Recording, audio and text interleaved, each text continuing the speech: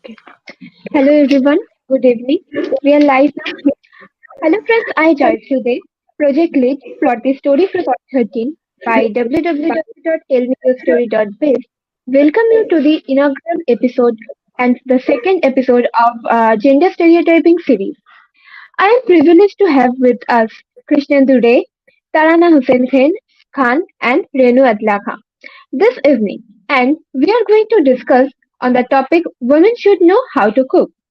Tell Me Your Story calls for submission on the writing prompt Gender Stereotyping. Registration are also open for the masterclass on social media strategy for new or aspiring authors. So first let me introduce all the panelists to our audience. Dr. Tarana Hussain Khan, our first panelist, is a writer and food historian. Her writings have been published in prominent media outlets and in the anthologies Desi Delicacies from Pan Macmillan India and Darkhastan Food Writing from South Asia and Diaspora from Bacon Books UK. Her research article narrating Rampur cuisine was published in Global Food History Journal, April 2023. She is the author of Dekh to Dastarkhan, Oasis and Recipes from Rampur, Penguin Random House, India. She has co-edited and contributed to Anthology of Food Writing, Forgotten Foods, Memories and Recipes from Muslim South Asia, Pan Million India. She has also curated and contributed to a highly popular series that is Forgotten Foods in Scroll.in. We are all familiar with that. And also she is currently working on a research fellowship at the University of Sheffield for AHRC funded project Forgotten Food Culinary Memory, Local Heritage and Lost Agricultural Varieties in India. Ma'am, welcome to our panel today. Thank you so much for having me here. For our second panelist, Dr. Krishnendu is a professor of food studies at NYU. He is the author of Migrants Table and the Ethnic Restaurant and the co-editor of Curried Cultures. He was a faculty member at the Culinary Institute of America from 1996 to 2005 and the president of Association for the Food and Society 2014 to 2018. He is also an editor of journal Gastronomica. Sir, very welcome to this evening. Thank you for having me. And for our last but not the least, our third panelist, Dr. Renu Addlakha, is a professor at the Center for Women's Development Studies, New Delhi. She did her doctoral research on the psychiatric profession in India with particular reference to the treatment of women. She is a feminist scholar whose areas of specialization include the sociology of medicine, bioethics, and disability studies. She has published widely in academic journals and has a number of books to her credit. Renu ma'am, welcome to this evening. Okay. Without further ado, I want to go to the very discussion main point of today's evening, that is women should know how to, and I would begin from gender stereotypes related to cooking have impacted people's choices and overall well-being since ages. There are many films in Hollywood, Bollywood, Tollywood, everywhere, but I would like to mention few of them, like films like The Great Indian Kitchen has spoken Urdu from women's perspective. While एक लड़की को देखा तो ऐसा लगा, that is a very popular Bollywood film, so a man ridiculed for his passion for cooking. Having experienced the culinary world from various disciplines, did you ever experience or observe such stereotypes and their impact on yourself or others around you? I would like to go first to you, Tarana ma'am. Tell me your story, please. So I think growing up in India, you have this stereotype that women should learn to cook. They should know how to feed the family. They are a part of the kitchen. Luckily, I grew up with a mother who was a doctor and who said, I can't cook.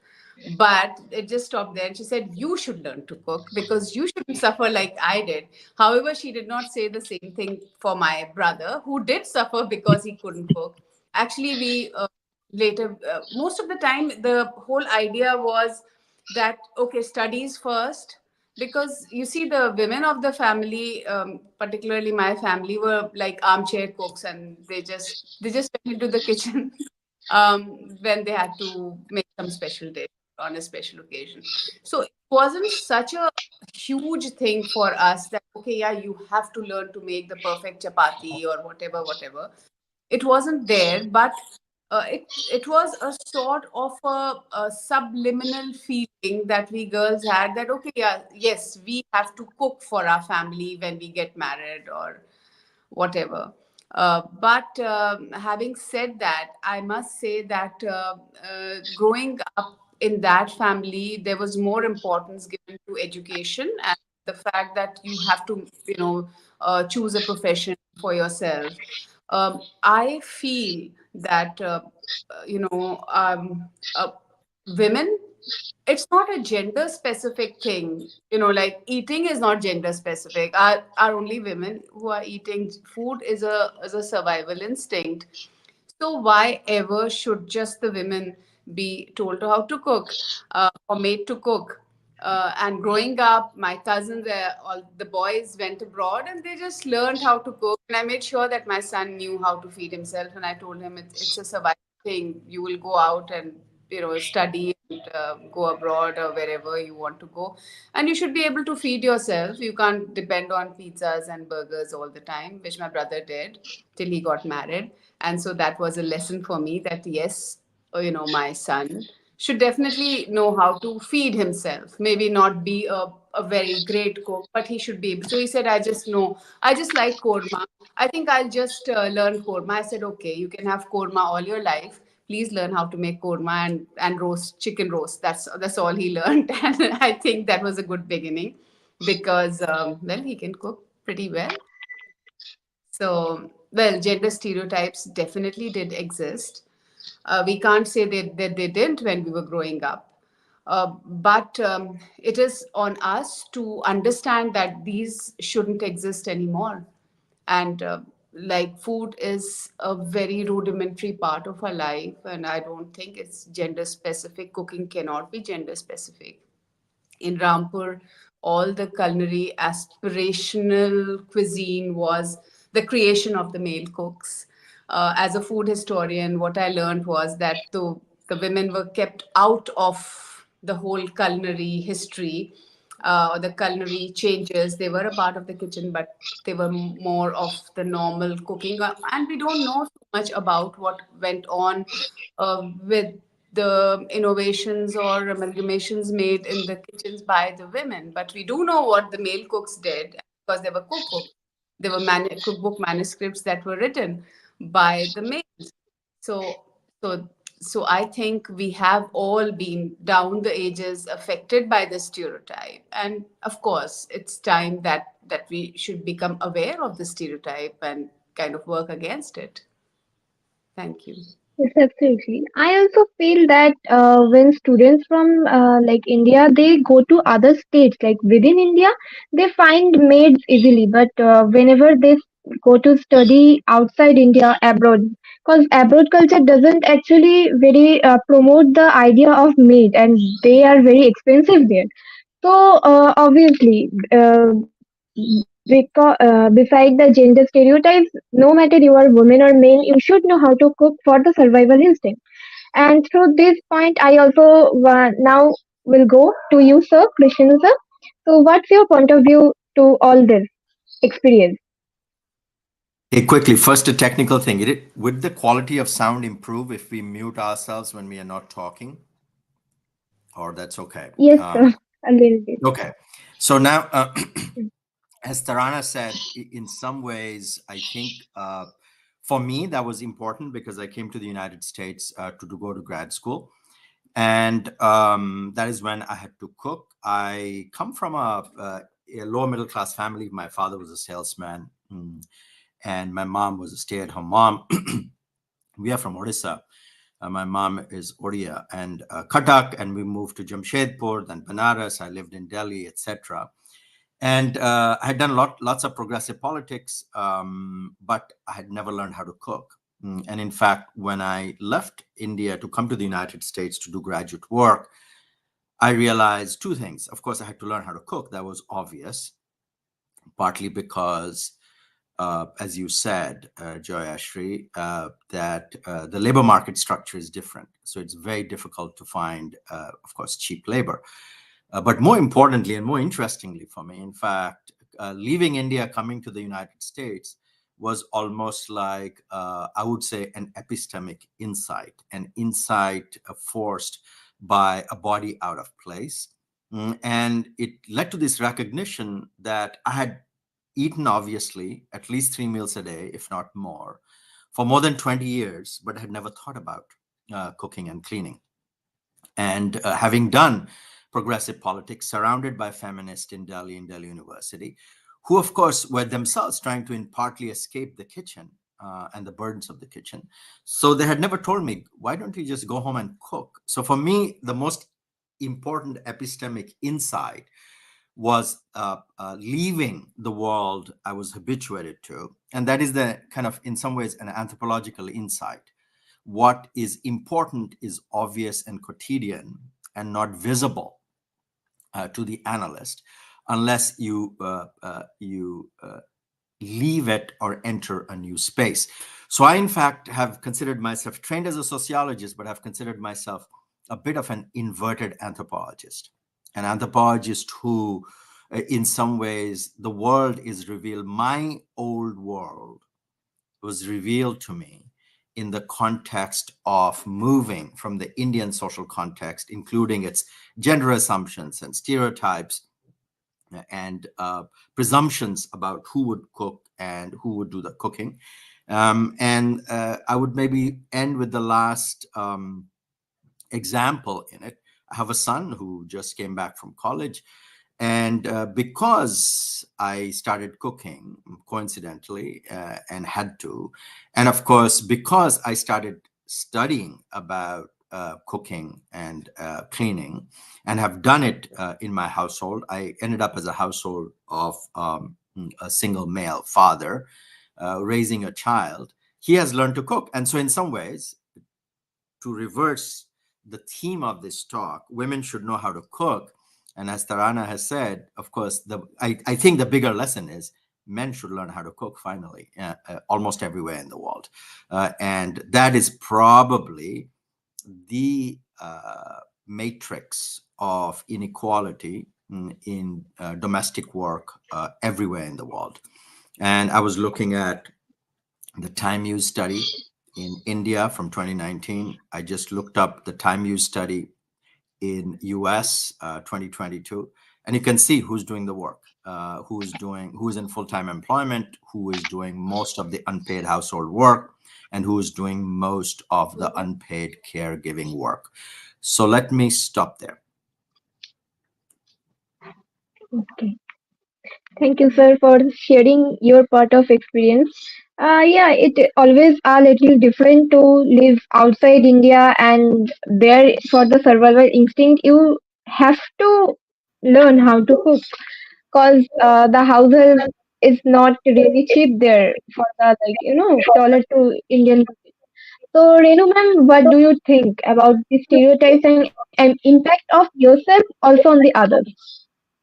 So, not wanting to repeat the points made by the earlier speakers, I'll just say that, of course, I also grew up with the cooking, but, as an important skill that needs to be cultivated by women, and that is what we have all grown up with, and men being excluded. But I'd like to sort of delve a little more deep into that because these are all very generalized statements. And in the micro reality, variations also happen. For example, I was not encouraged to cook because I had a visual disability. So it was assumed that I will not be engaged in normative feminine roles, or maybe I'll not be married, maybe I'll not have children. So this skill is not absolutely necessary for me. And the other was the protectionist approach that, oh, you can't see, so, you might burn yourself. So in a way, so there was a gender difference here also. My father was quite comfortable in the kitchen, and we are from a middle class Punjabi family. And in Punjabi households, many times the men cook the non-vegetarian stuff. And then by extension, my father also cooked other things, but yes, it was mostly my mother. And it was my mother who used to always complain about me not knowing how to cook. And it was my father who would say, oh, let her be, let her study. She doesn't need to learn to cook, and she'll learn if she wants to. But this was always pointed out by my mother as a particular, even though she was one of the people who did not want me to cook and would, shoo me out of the kitchen when I went. But she was the one who would always say what to do, she doesn't know how to cook. She doesn't know how to cook. And that is interesting because even though I was kind of discouraged, well, not really discouraged, but kind of, yeah, I would say a bit discouraged. But I love to bake, and I like to do fusion cooking. So even I remember my father was in the foreign service, and as a child, around 9, 10 years old, because we were living in different countries and you didn't get Indian things. And I was very fond of baking and making Indian sweets like gulab jamun and rasgulla, which were like quite haute cuisine those days. They were not made at home in India. You got them from the halwai. So, I've had a kind of ambivalent relationship with cooking. And, having then gone into gender work and, looking at the feminist discourse, I found that, as pointed out earlier by the earlier speaker, that, there was a way in which some people in the women's movement, women, try to distance themselves from cooking as a sign of empowerment. They would say, oh, I don't know how to cook. I don't learn to cook, I have other things to do. So there was a way in which this very essential nurturing activity was downgraded by even the women's movement, certain segments of the women's movement. I'm happy that this thing is now, being questioned. But, I think the relationship that we've had with cooking, women have been also needs to be looked at in the context of class. That in the upper classes, women were in charge of the house, but they didn't cut the vegetables. They did what one could call the memsa tadka, and even that is now there. It's women. It's other women who are actually doing the cutting and the braising and the masala frying and all. And the woman of the household who can afford these services comes and just does the upper work, but she is technically responsible. So in that sense, in India, the maid service has been a very important way in which middle class and upper middle class women have been able to avoid cooking on a daily basis. And, because it is, after all, on a daily basis, it's not enjoyable. It is a drudgery. It has to be, you have to make 3 meals a day. And I think that also needs to be questioned, that you're getting other women. So the stereotype remains. It's other women who are cooking, but the women of the household, if the class situation can afford it, can disengage themselves from cooking and other kinds of domestic work. So I think I'll just stop here because I think I've picked up a few other questions which the others had not done, and we can carry the discussion forward. No, absolutely. I am agreeing with you that like our mothers who cooks on a daily basis, because how they enjoy cooking, like it's their job. Because in every job there is his holiday, but they have the holiday from the job of cooking. So your point is absolutely right. So from that, I am now going to Dr. Tarana Hussain Khan for the very first question. Ma'am, in your book, that is Dek to Dastar Khan, I have read a very beautiful line that I wanted to quote here, that Korma celebrates wedding, Pulao comforts the mourners, and Kebab invite forgiveness and Anderson welcome monsters. It reflects the emotional and spiritual aspect of Rampur cuisine. How do these stories of love, loss, forgiveness, and spirituality intersect with the expectation or stereotypes around women and their roles in the kitchen? So you can quote or read out a small passage for our audience. Tell me your story, ma'am. Yes, so in my book Dek to Dastarkhan, I try to reconstruct the cuisine, the whole narrative of Ram, because this book is about Rampur cuisine. So I wanted to know what is the role of the women as well as the men, because in Rampur, historically you see women as makers or as culinary experts are always written out of written histories. but they do exist in the family lore and they do exist in the oral history. So I've tried to put together the oral history of the cuisine as well as the written history of the cuisine, and try to get together the various entanglements that happen. So when you look at the stereotypes that okay, women are cooking in the kitchen. However, as Renu just said, that it is also class based. In the upper classes, in the royal classes or the elite classes, in the princely state of Rampur, the people who were in a part of the culinary journey of creating what was Rampur cuisine were the male khansamas. It was a totally gendered space in the royal kitchens and the elite kitchens. So the khansamas of Rampur were getting together with the other khansamas after, especially after 1857, and they were trying to get together something that would be a sort of a culinary capital, you can say, like a knowledge capital, in the service of the Nawabs of Rampur, who were using food as a sort of a gastro diplomacy. But what were the women doing? The women were definitely involved in the kitchen part of it in a very different way. So this is very interesting because we always feel that okay, kitchen women are cooking. However, in the kitchens at that time, it's a male aspiration. Culinary aspirations are all male. So all the cookbooks that are written or the cookbook manuscripts that I found in the Raza library are written by males. The last and the only printed cookbook of Rampur that is written by a Khansama, Shaukat Ali Khansama. So he is writing about, the whole cooking experience is all male. The earlier manuscripts are written by the zamindars. Like there is a zamindar from Nankar who is writing in the late 19th century, and he's putting down. So one of the cookbooks has the author as the Nawab Kalbe Ali Khan in the 1860s. So such an important thing. The culinary development is such an important part of the whole narrative of Rampur history that even the Nawab's name is there as an author. What is happening in the kitchens of the ordinary people? We do not have any history. We have the family lore, we have the oral history around the women's food, and we also have later that women are coming into the picture when they are scribbling down recipes in the 1960s, when we have Jahara Habibullah who wrote glimpses of ages past. She's writing about Rampur Princely State, and she writes about food.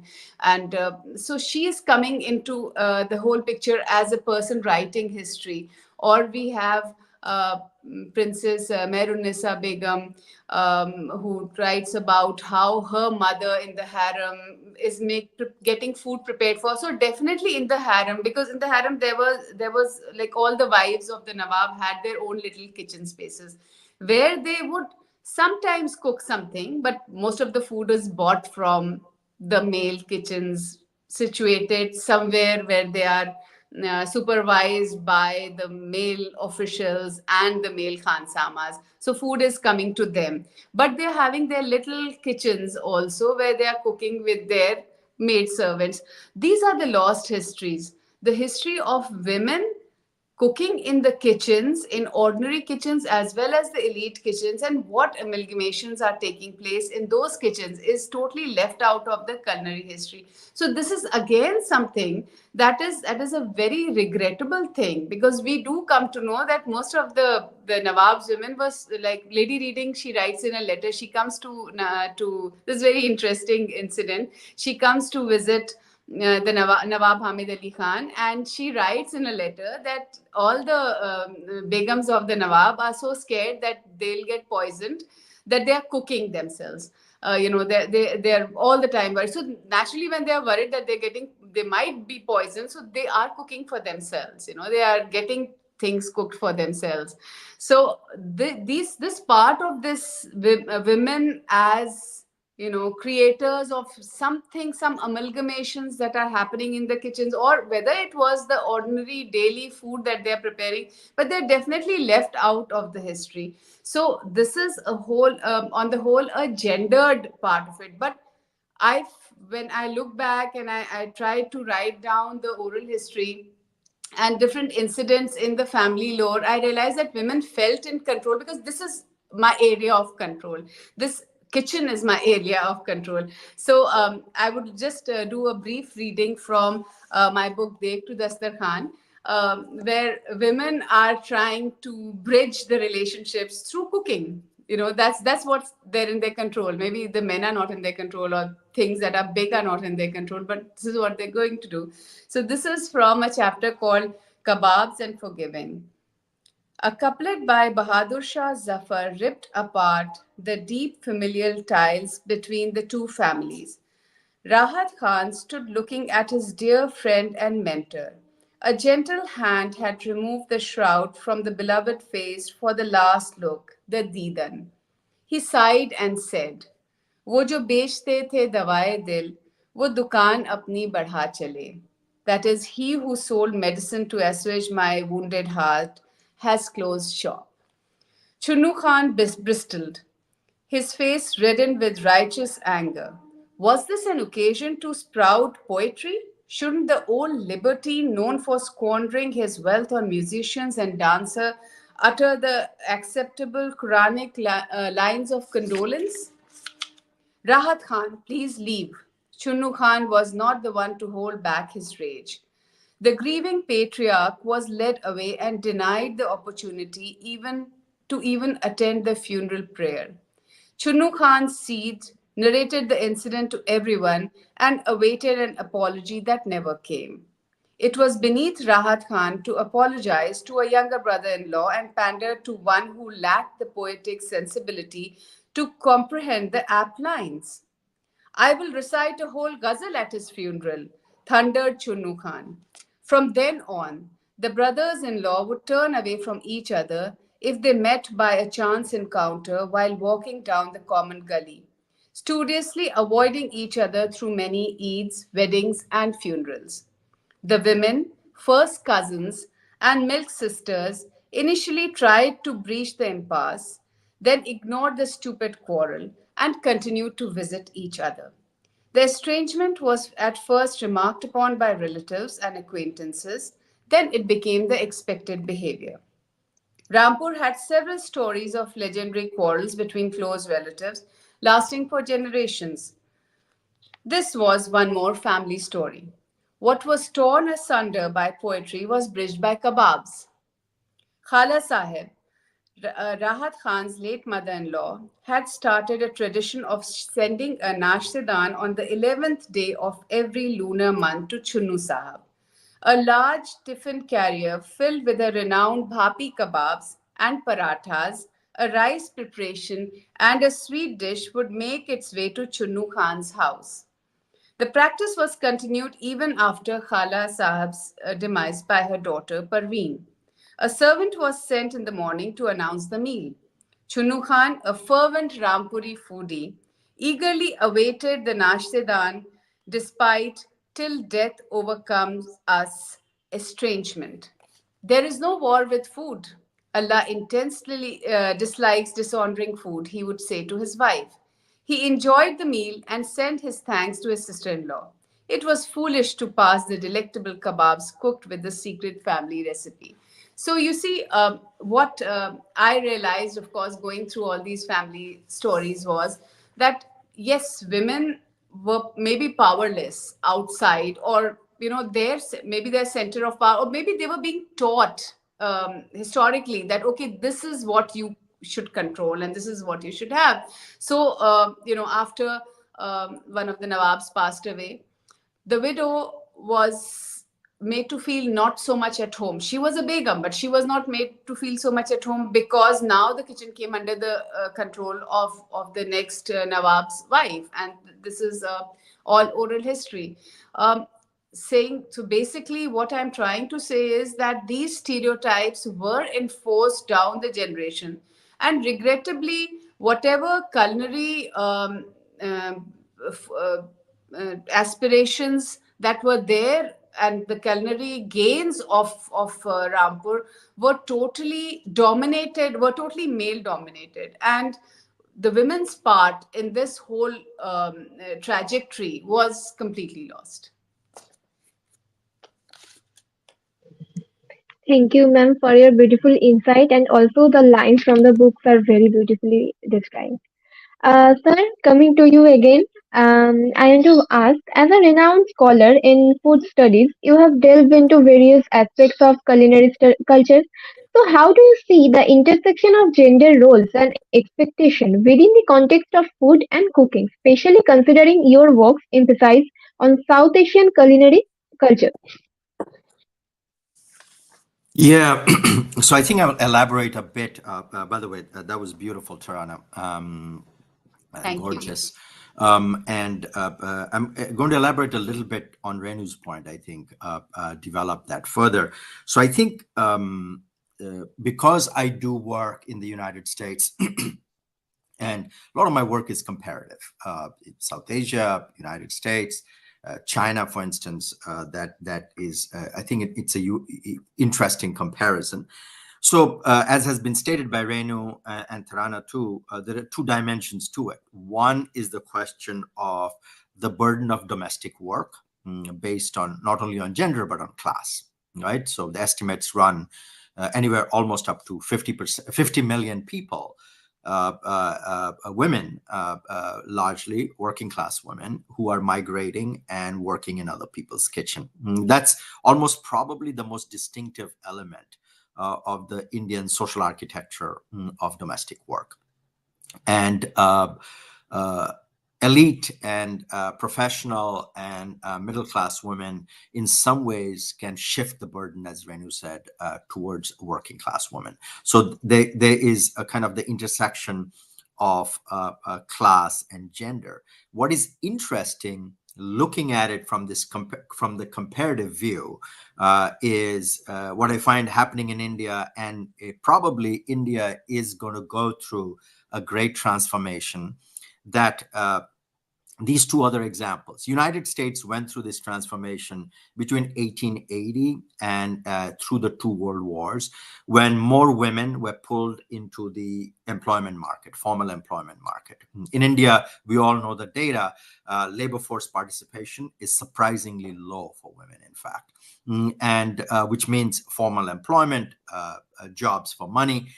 That happened in the United States at the end of the 19th century and the early 20th century. And there was a lot of hullabaloo about what was then within quotes called the servant problem. That in some ways we are not getting servants, we are not getting people to work, they're too expensive, and they are being basically working class people were being pulled out of domestic households into factories and into formal labor force. And two things happened.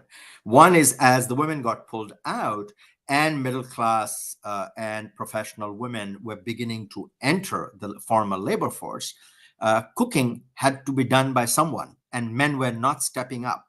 Okay, so cooking generally became industrialized. That's the birth of processed food. It's a function of a transformation of the that someone had to do the cooking and men were not stepping up. So that transformation happened in the United States at the end of the 19th century and the first half of the 20th century. The comparable unit is China to India, in fact. China, that happens much later, but over the last two generations, okay, women were pulled into the formal labor force. And in fact, I teach about 20% of my students are Chinese and coming from China. The professional classes, women do not cook in the household, and there are no domestic servants or domestic help, domestic workers, because they have all been pulled into the formal labor force. So the consequences of that is, like in the United States, part of it is done through the industrialization of the food process. Like in China, a lot of the domestic cooking now is pulling together things with packaged sauces.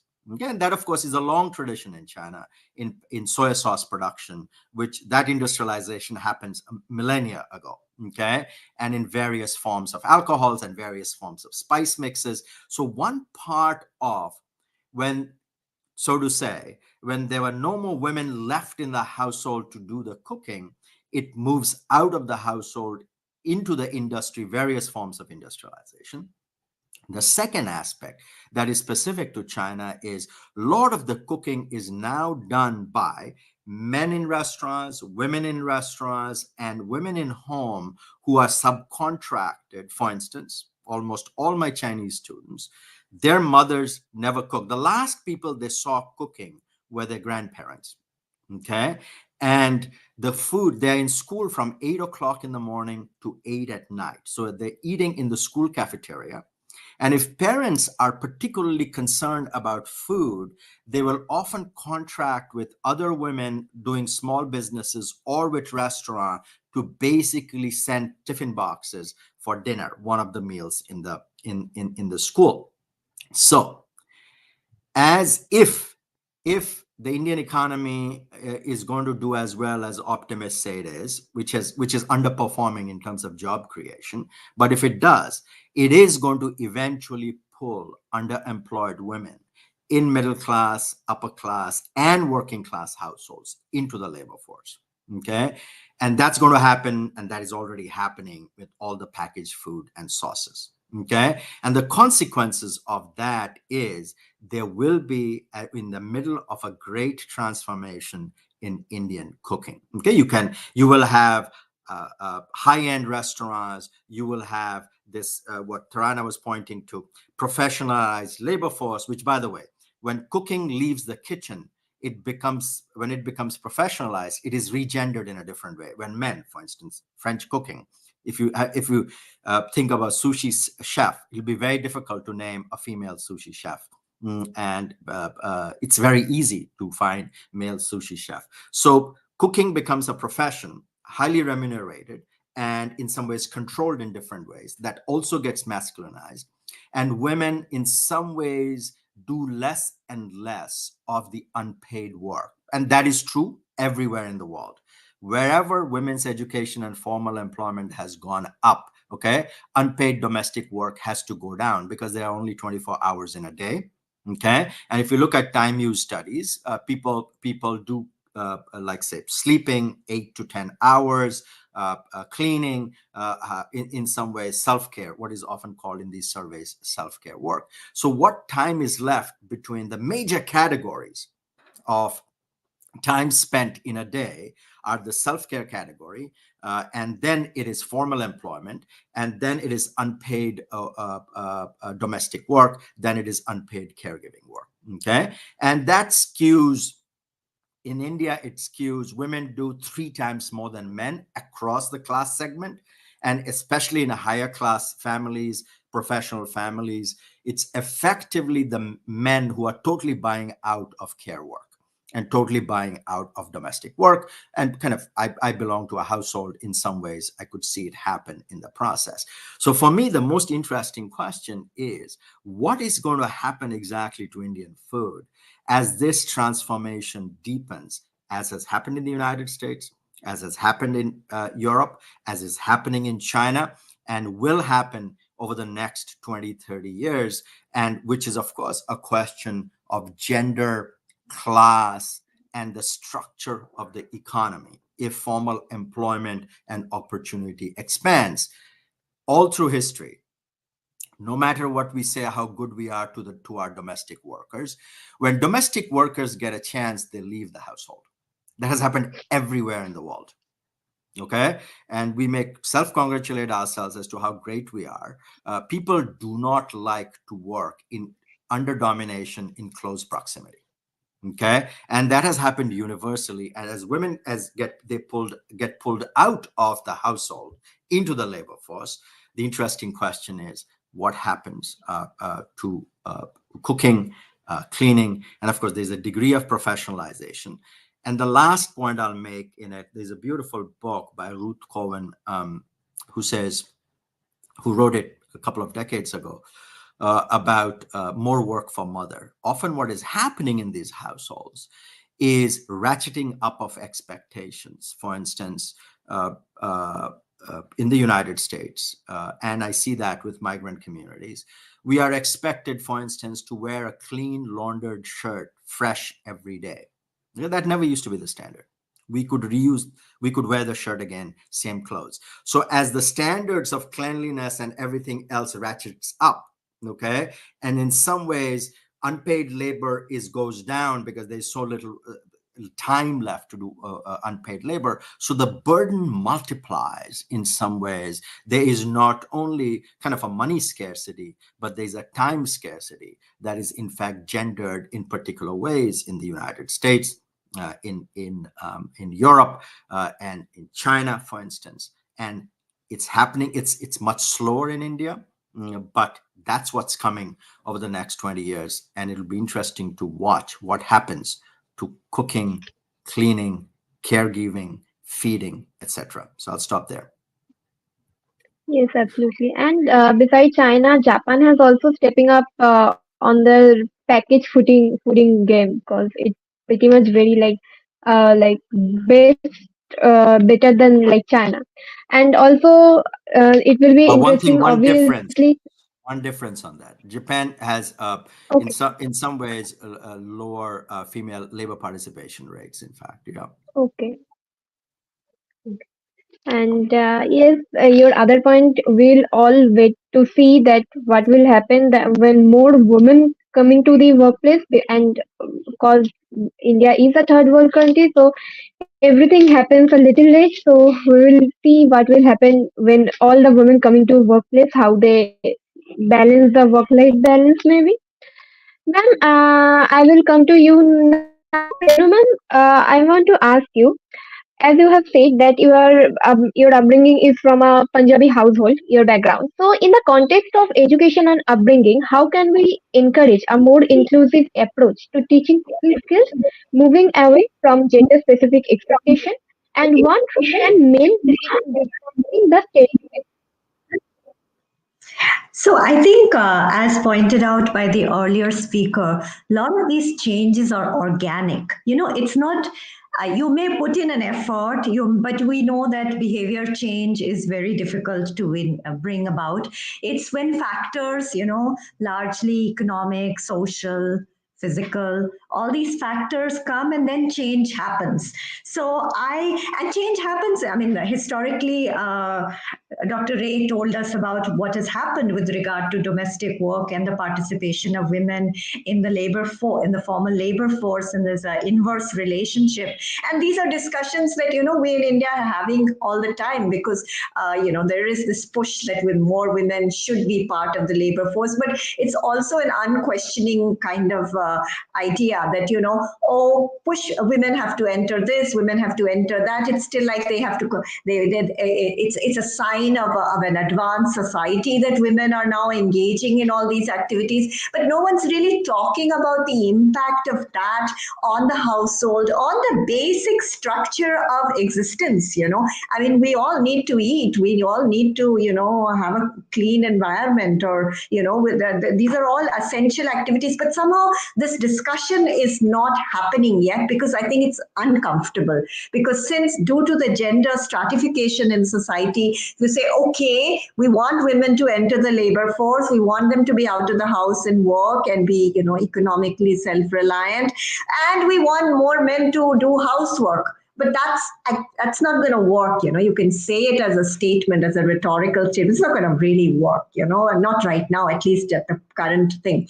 And then we see that in women's situation, there are these cycles that, and I think it's across the world, not only in India, but prior to marriage, a girl will work, and then she'll get married, and then she may work for a while, and then she will have children, and then she may drop out of the labor force, and then it's very difficult for her to come back. But she may, after the children are grown up, if there's an economic, that's where there is the possibility of surviving on one income. But now I'm hearing from a lot of people across the spectrum that we can't have children, or we'll have only one child, because how can we afford it? We need two incomes. And this is creating a lot of conflict in households, because women, it's not just the household work, but it's also this whole business of control of money. Because in an earlier generation, when your mother or my mother were working, the control of the money was still with the man, and the woman did the housework and she did the work outside, and she had a certain status as a working woman with a double burden. But now it's the question of money. So I think we're at a cusp, and I mean, we have a conservative mindset that's kind of dominating the system right now. So I don't know where we're going to go. And in the long run, probably the trajectory that Dr. Reyes found, pointed out is likely to take over. But in the short run, I think we are at a cusp, and it can go either way, because even the participation of women in the labor force, by some points it rises in some years, and by some points it goes down in some years, despite all the rhetoric of women's empowerment. But coming to your specific question, um, I think to some extent, the problem is women also, even housewives in particular, but even working women, it's difficult for them to give up control of the kitchen. That's one thing that they feel that they don't want to give up. And by control of the kitchen doesn't mean just the nuts and bolts of cooking. It means emotional. Food is the way in which we express our emotions. It's a control of the life, the household, and it's a kind of sense of a sense of power within a domain. Because even these women who are working outside, it's not that the workspace is egalitarian. I mean, they still face patriarchy in the workspace, even in the formal, informal, whatever. So the household is one space. Cooking, cleaning, childcare are these spaces where women have uncontested power, and I don't think many of them don't want to give up this power. So and then, of course, it's comfortable. You want to go take the path of least resistance. Men are not going to come to the rise up to the occasion unless they are forced to. So I think it's only, again, like Tarana pointed out, her son went abroad and he learned how to make korma, and that was great, and he could cook and he sustained himself. So I think and in some cases, even now, if you have a household, of a middle class household, where the mother is working, the boys and the men are by force, due to the sheer issue of time, forced to engage, maybe not in cooking, but in other kinds of housework, shopping, or supervising the servant, or those kind of things. So I think the process is, I mean, you may preach, and engage, tell boys should do it and boys will do it, but it's going to be an organic process. And I think one factor that's contributing to that is now the way in which food has been elevated to an art, where becoming a chef is an aspirational, job aspirational issue. And I think that will also raise the, level of cooking, and, the status that it employs. And even, historically, like pointed out by Tarana, the Khansamas were male. So when a phenomenon gains, traction, gains economic value, gains social prestige, men will automatically gravitate towards it. The males will move towards it. So I think, we may say that boys should cook, and you can teach boys, that it's an important thing, and you also should cook, and you can even give classes to boys in schools, and all that. But at the end of the day, it's other factors that will push people to do it. And I think to some extent, very slowly, I mean, we're a huge country with huge diversity, and what we go by on social media is largely what's happening in the upper middle and upper classes. But, you do see a greater engagement by men with cooking and with talking about food. And actually, food has become now a really ambiguous kind of scenario. On the one hand, there's so much talk about food. There's so much, attention on food, so many cook shows, etc. And on the other hand, everyone wants to lose weight. And, there's an ambiguity. You have a love-hate relationship with food, because everyone is wanting to lose weight. And then you have this whole thing, what helped in the other economies when they moved from, where women moved into the formal sphere, and getting domestic workers to work became an issue, was this whole processed food industry. Now, the processed food industry is right now under a cloud, because, trans fats and nutrition and health food, and, the increase in diabetes and cardiovascular disease and lipid profiles. So, I think it's the processed food is not what, the Americans took it in the 1930s, 40s, and 50s. It was a godsend. I think mean, processed food is also now a kind of taking on an evil shape. So if we can't eat processed foods and we can't cook and we don't have time and women are working, then like, what are we going to do? That I'll end on that.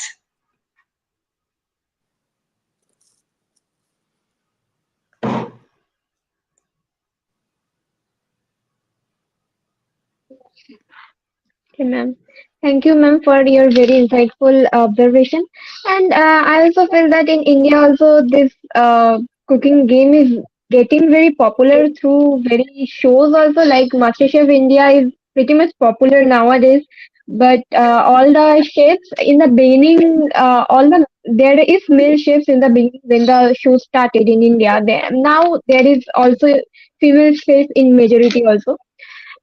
So yeah, moving on to the second question, I am going to again to Tarana ma'am. Ma'am, in your research, did you come across any historical instances or traditions that influence the evolving perception of women's roles in Rampur vision? What kind of cultural or regional variation apply to magic that women must churn on the chula? So historically, what I because I studied the Rampur history, cultural history as well.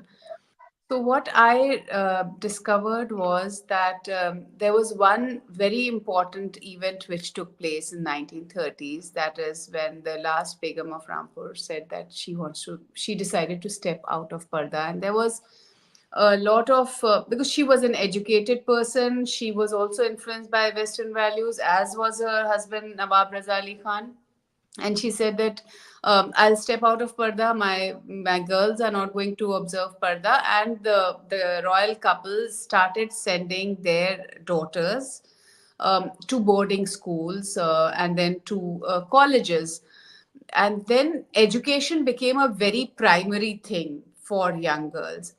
Now, because people are so influenced by what is happening in the life of the Nawab, so people who could afford to do that, like my grandfather sent all his girls to Lamartnia school and along with his boys, and then later my mother became the second doctor of Rampur.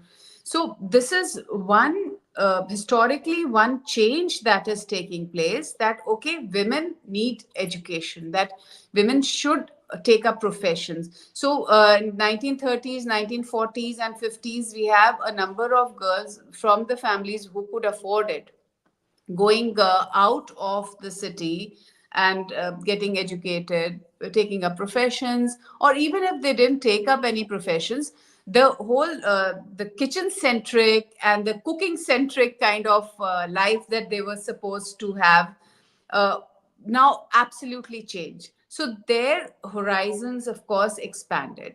So this is one point where the evolution and the change of this whole viewpoint of exercising control in the household through the kitchen, kind of changes a little bit out there, and women are told no, there is more to your life than the kitchen.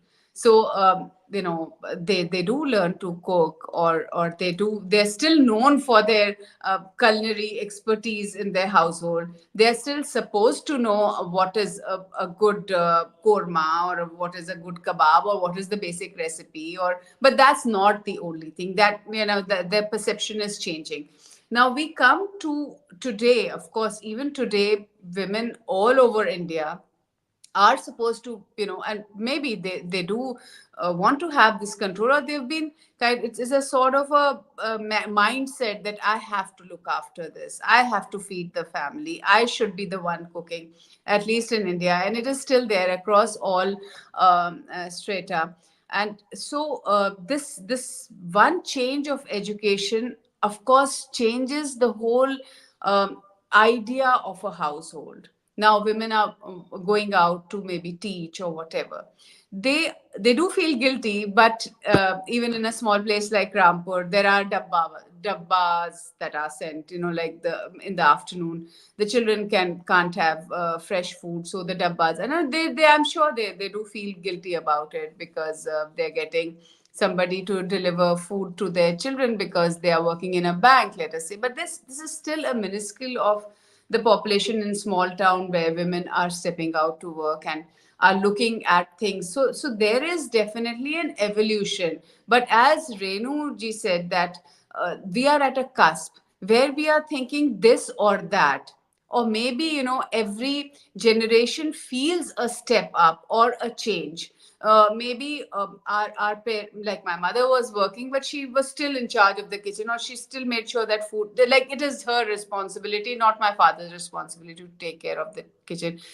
They would be flabbergasted if they were asked, what vegetables need to be cooked. But that blurring of spheres of control has started happening now. Women are appreciating men who are pitching into the housework. They are really appreciating all of that, which takes me back to a point where I read in a cookbook written in 1860s, and that's called Haft Kwan Shaukat, in which the gentleman of the house is given instructions of how to entertain the guests. Is the whole recipe book is directed not towards women but towards men. How to cook and get cooked. That is the preface. How to cook and get cooked different dishes, how to entertain, how to lay out the table, how to entertain your guests, how to get them to wash their hands, how to give them gifts, and all these basic instructions to the males of the house. You see? So now maybe we are coming back to the same position where the males are supposed to be connoisseurs of food as well as other things in life. And why ever not? There's more, I believe, a blurring of boundaries now, that this is your work and this is my work. And well, not across all strata currently, but yes, maybe again it will be like education was a top down thing. Maybe this again would be a top down thing where, but I think it should also be women questioning that why am I the only person responsible for everything? Why should I get up when the baby cries at night and feed the baby? And why can't my husband do that? Because it's his child as well. And I'm also working. So it has to be from within. And that the second part of the question was the cultural variations. So this theme has cultural variations, but generally if you look at the mindset or patriarchy, it is across all different communities. I find similarities in the way women's role is looked across all communities. The changes in the you asked me about how cultural variations are in fact being a part of the chulha or the magic in the chulha. So yes, women are more attuned to these cultural variations. For instance, in Rampur, it was basically an area that was more of a Rajput place, which became a princely state inhabited by the Rohilla Pathans, who were amalgamating the local flavors into their cuisines. And where was that happening? For instance, there is this colocasia arbi patta, where you make patte. I don't know if you have come across something called patte or urad dal khichdi. So these are the local flavors. Where is it happening? It is not happening anywhere else. It is happening in the kitchens that is kind of amalgamations that are happening in the kitchen. And it is something that I feel that the foods that have endured, there are lots of food, lots of dishes in this Rampur cuisine which was created, which have been lost and forgotten. But what endured, what actually endured in this cuisine, were the things that the women took up.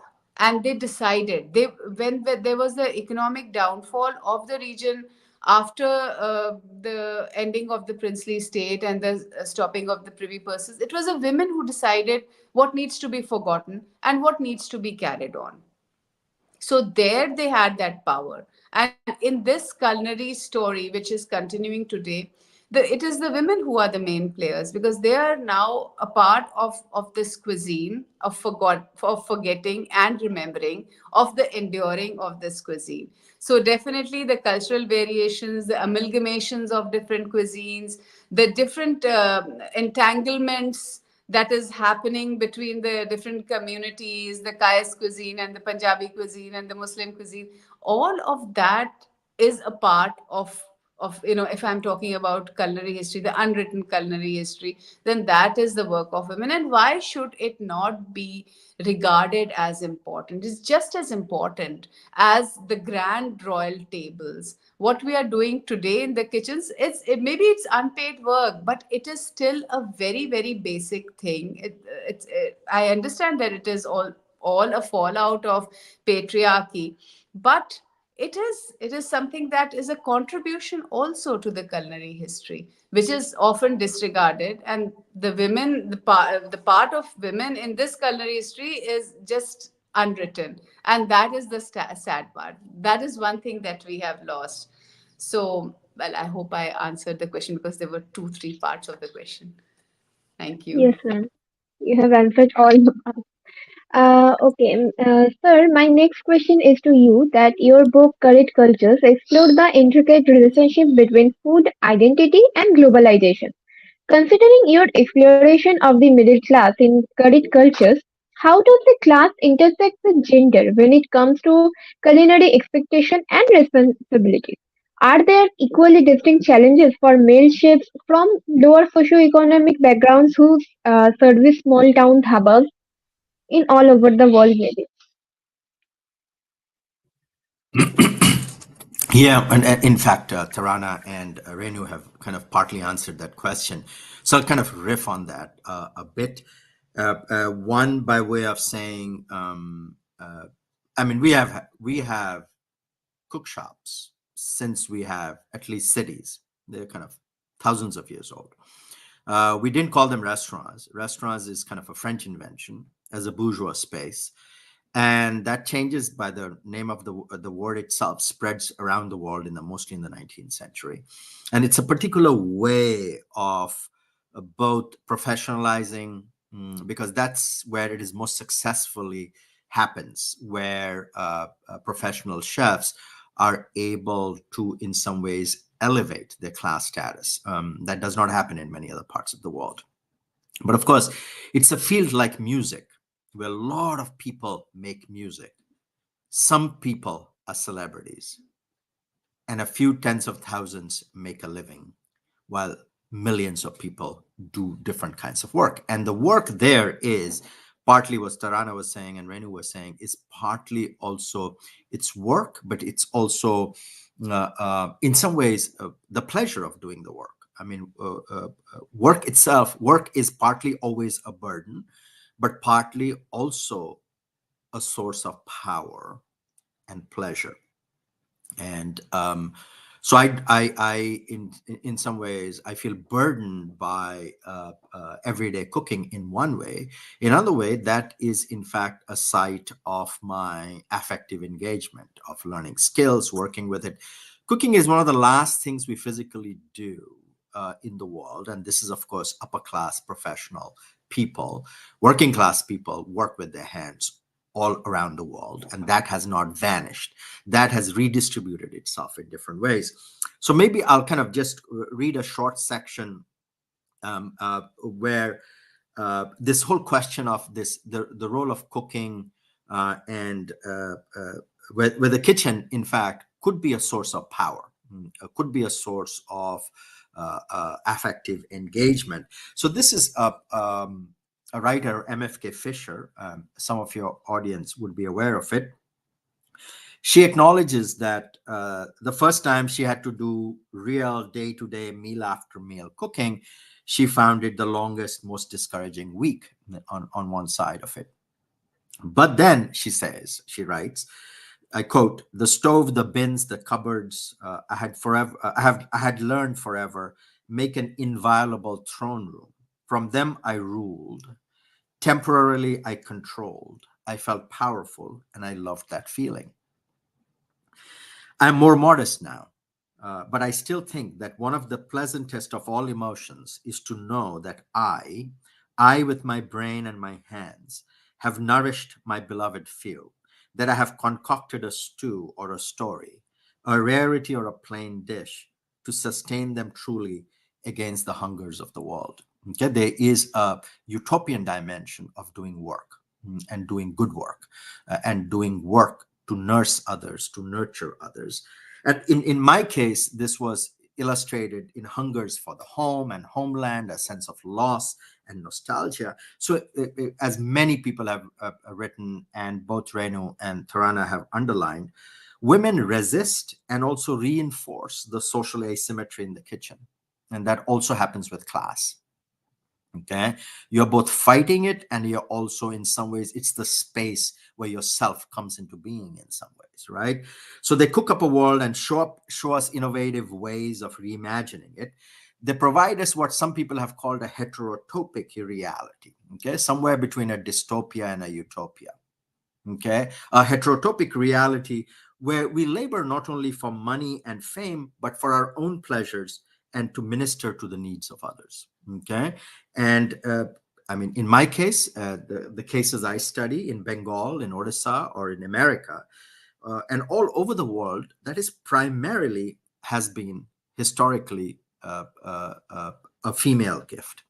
And I here quote Mary Douglas, the anthropologist, who says, the gift cycle echoes Adam Smith's invisible hand. Gift complements market insofar as it operates where the latter is absent, end quote. Okay. So without gift giving, in fact, there is no social relationship. It's, if all our relationships are just about money and self-interest, society does not survive. And Karl Polanyi wrote that markets and market relations, commodity relations, labor wage relations are embedded in a social world that is probably economically worth more than the GDP we add up, because GDP, of course, depends on an economic transaction, which has a price to it. Feminist economists have estimated 50 to 70% of, in fact, social life is uncommodified, non-commodified. Some of it gift and some of it exchange. So without gift giving, without the gift, no social relationship can survive. So without the gift of her labor, no household can work, as the others have underlined. So I think it's left to the rest of us to reciprocate that gift, reciprocate that labor. But maybe her gift, being the original gift, is unrepayable, okay? Around which are built, of course, narratives of devotion. And so for me, for instance, and maybe here I'll end with kind of just again, personal anecdote, partly that devotion, that care, that love that goes into taking care of my child, who is kind of slowly growing up into an adult. Thursday nights, I teach 2 classes that's late at night. And in fact, my son, has taken upon himself to plan and cook the dinner on his own every Thursday. So I come home, last Thursday, I came home about 8:45, and he had a meal ready for me. And we sit down, we eat, we talk about it. And here is partly a reciprocation of a gift in some ways. And in some ways also a kind of growing up into a selfhood that is autonomous and self-confident to be able to do the work he needs to do to be an autonomous being in the world. And so I think finally, in some ways, at the microscopic level, as someone has said, very famous in India, who doesn't need to be coded, I think, we can embody the change we want to see in the world. And that's those microscopic changes at some point, and we don't know when, adds up to a social transformation. If not a utopia, at least a heterotopia. Absolutely, sir.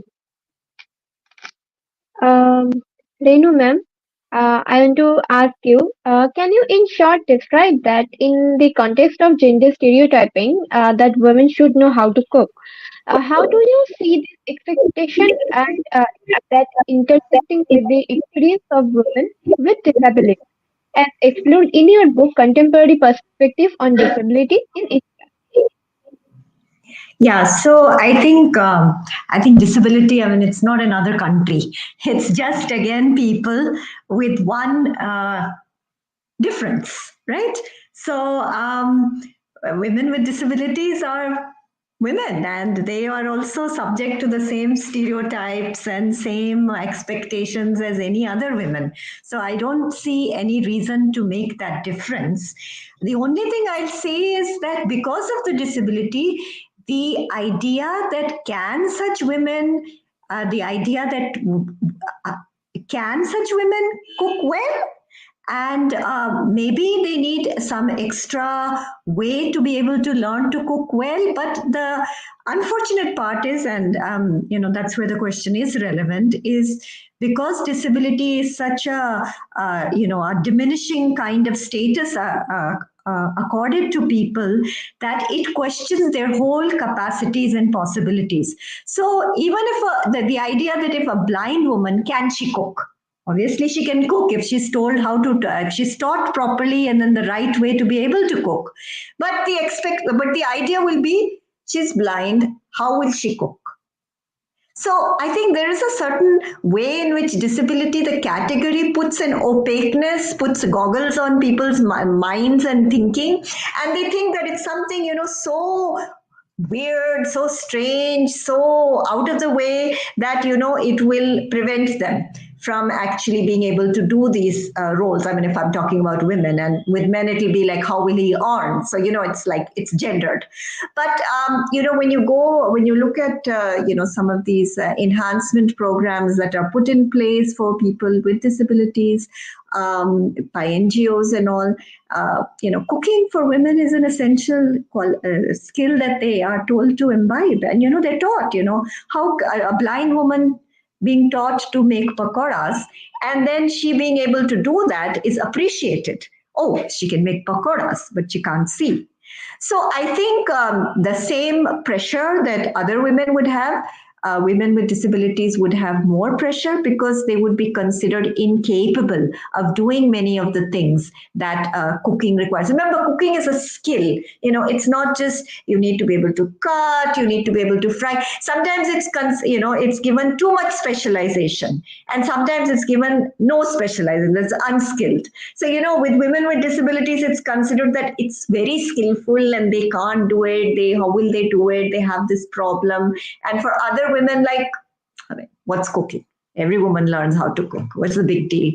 And then when a man says, I have never even made tea in the house, that's kind of like, because I mean, what the hell? What is it to make tea? But then, he has never made tea, and it becomes like a big deal that he has not made tea. And you can look at it either way. You can look at it like he's so masculine that he doesn't have to make tea, or you can look at it the other way and say, like, what's the big deal in making a cup of tea? He's so stupid that he says, and many times it's women who say, oh, I have to do all this work, my husband, he doesn't even know how to make a cup of tea.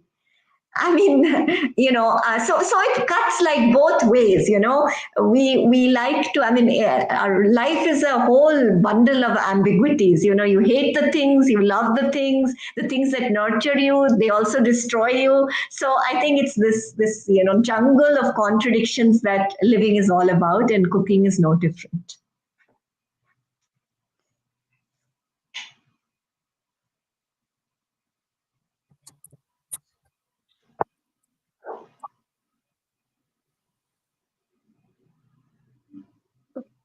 Sorry, I didn't realize I'm mute. Yeah, that's absolutely when like men are made to cook for women, women are made to cook for men.